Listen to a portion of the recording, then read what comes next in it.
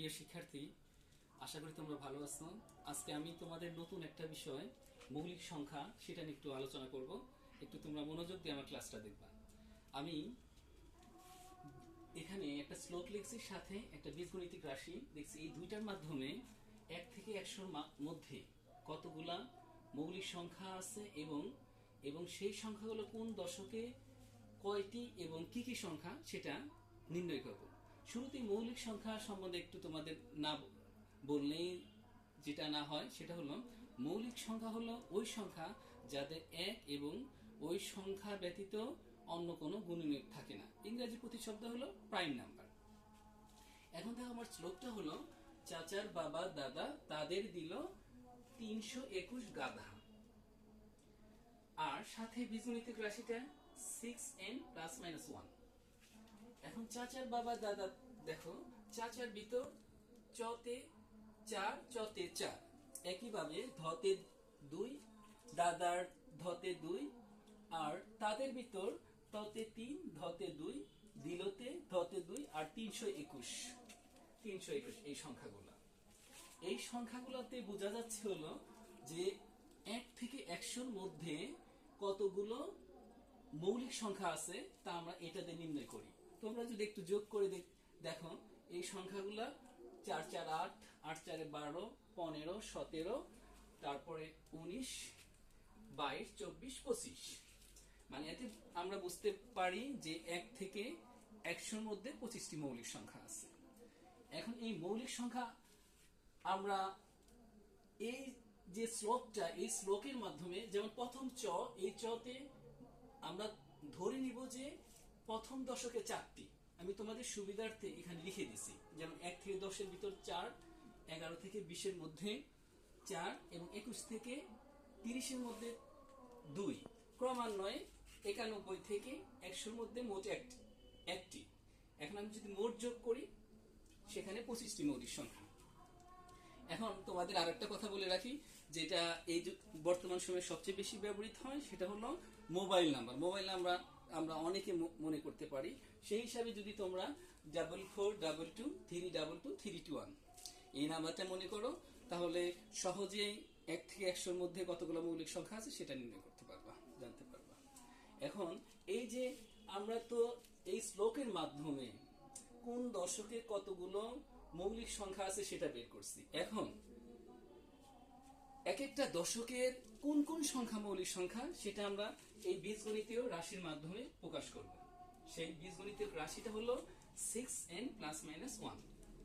এখানে তোমাদের দুইটা কথা মাথায় রাখতে হবে, যে সবচেয়ে ক্ষুদ্রতম মৌলিক সংখ্যা 2, এটা একটু মনে রাখবা, বিভিন্ন পরীক্ষাতে এটা আসে।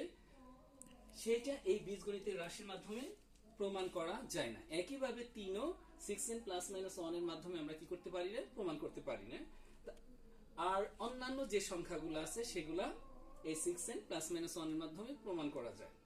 এক নম্বর শর্ত গেছে। দ্বিতীয় শর্তটা হলো, এই 6n ± 1 এর মাধ্যমে যে যে সংখ্যাগুলো পাওয়া যাবে, ওই সংখ্যাগুলো 5 এবং 7 দ্বারা বিভাজ্য হলেও তারা মৌলিক সংখ্যা হবে না। আচ্ছা, ওটা তোমরা একটু প্র্যাকটিস করলে দেখে নিতে পারবা, বুঝতেও পারবা। এখন 1 থেকে 10-এর ভিতরে প্রথম দুইটা মৌলিক সংখ্যা, একটা হলো 2 আর একটা 3, আমরা জেনে গেছি। 2 আর 3, দেখো এই দুইটা সংখ্যা 1 এবং 3, ওই সংখ্যা ছাড়া কোনো গুণনীয়ক থাকে না। বাকি দুইটা সংখ্যা আমরা এই বীজগণিতিক রাশির মাধ্যমে বের করব। এখন n এর মান যদি 1 ধরি, তাহলে কি হয় দেখো একটু, 6 × 1 plus 1 equal 6 × 1 equal 6 plus 1 equal 7। এখানে আমরা প্লাসের সূত্রটা প্রয়োগ করছি। এখন দেখো তো একটু মাইনাসের সূত্রটা প্রয়োগ করে দেখি, তাহলে কি হয়, 6n ইকুয়াল আমরা 1 লিখবো, মাইনাস 1 ইকুয়াল হয় 6 × 1 ইকুয়াল 6 মাইনাস 1 ইকুয়াল আমাদের আসতেছে কত, 5। দেখো অপর দুইটা মৌলিক সংখ্যা 5 এবং 7, আমরা সেটা দিয়ে গেছি, 5 এবং 7। তাহলে এই বীজগণিতিক রাশির মাধ্যমে প্রথম দশকে যে 4টি মৌলিক সংখ্যা আছে সেটা আমরা বের করে নিতে পারছি। একটা হলো 2 3 5 7। এবার দ্বিতীয় দশকে, যেটা হলো 11 থেকে 20-এর মাঝে, সেখানে কিন্তু এই যে সেকেন্ড চতে এখানে 4 আছে, তাহলে আমরা সেখানে কিন্তু ধরে নিছি এখানেও 4টি মৌলিক সংখ্যা আছে। সেটা আমরা কিভাবে বের করব একটু মনোযোগ দিয়ে দেখো।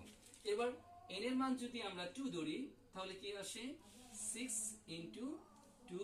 প্রথমে এবার মাইনাসের সূত্রটা প্রয়োগ করব, 1 equal 6 into 2 equal 12 minus 1 equal হলো 11।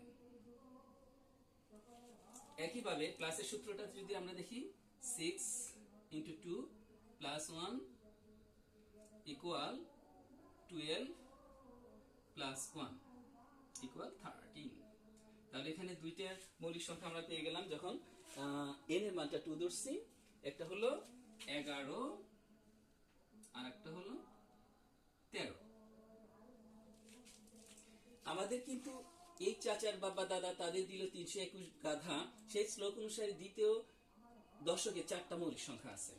সেই 4টার ভিতর আমরা প্রথম দুইটা 11 এবং 13 নির্ণয় করতে পেরেছি। এখন বাকি দুইটা নির্ণয় করার জন্য এবার আমরা 6 এর সাথে যে n আছে বীজগণিতের রাশি, n এর মান এবার 3 ধরবো। 3 ধরে দেখি কি হয়, আসে 6 ইনটু 3 মাইনাস 1 ইকুয়াল 6 18 হয়, থেকে এখান থেকে যদি আমরা 1 বিয়োগ করি তাহলে 17। একইভাবে আমরা এবার প্লাসের মানটা ধরবো 6n into 3 plus 1 equal 18 plus 1 equal 19। তাহলে অপর দুইটা বীজগণিত এই মৌলিক সংখ্যা আমরা বের করে নিতে পারলাম। একটা হলো 17 আর একটা হলো 19। শিক্ষার্থী বন্ধুরা, অন্যান্য এখানে আমরা মোট 8টা মৌলিক সংখ্যা পেয়ে গেলাম ওই 6n প্লাস মাইনাস 1 বীজগণিত রাশিটা প্রয়োগ করে। তোমরা যদি বাকি যে মৌলিক সংখ্যাগুলো আছে ওইগুলা এর মান n এর মানটা ক্রমান্বয়ে 4 5 6 ধরে কি করতে পারো, এই মানগুলো সহজে নির্ণয় করতে পারবা। আজকে এই পর্যন্তই। তোমরা ভালো থাকো, তোমাদের শুভকামনা। শিক্ষার্থী বন্ধুরা, আরেকটা কথা, আমার এই চ্যানেলটা যদি আমার ক্লাসটা ভালো লাগে, তোমাদের আত্মীয় স্বজন এবং তোমার বন্ধু বান্ধব যারা আছে তাদের মাঝে ক্লাসটা শেয়ার করবা। আমি চাই এই জ্ঞানটুকু সবার মাঝে ছড়িয়ে থাকুক। আল্লাহ হাফেজ।